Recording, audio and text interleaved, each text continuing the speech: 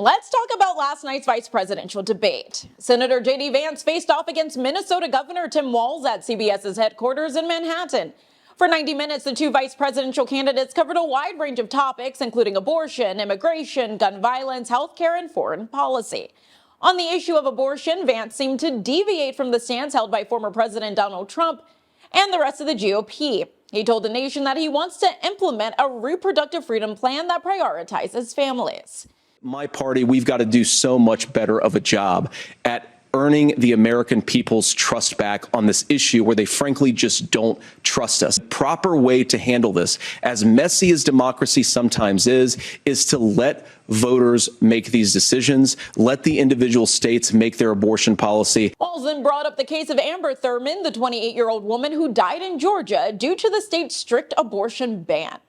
The fact of the matter is, how can we as a nation say that your life and your rights, as basic as the right to control your own body, is determined on geography?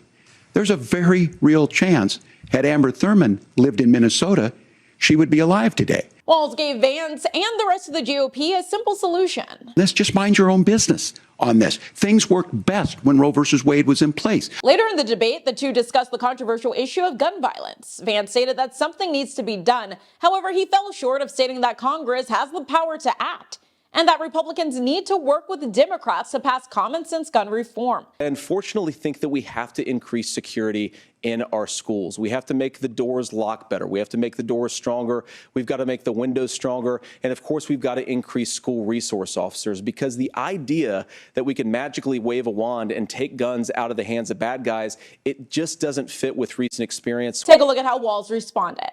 I've spent time in Finland and seen some Finnish schools. They don't have this happen, even though they have a high gun ownership rate in the country. There are reasonable things that we can do to make a difference. It's not infringing on your Second Amendment. And the idea to have some of these weapons out there, it just doesn't make any sense. Let me know your favorite moment of the night below.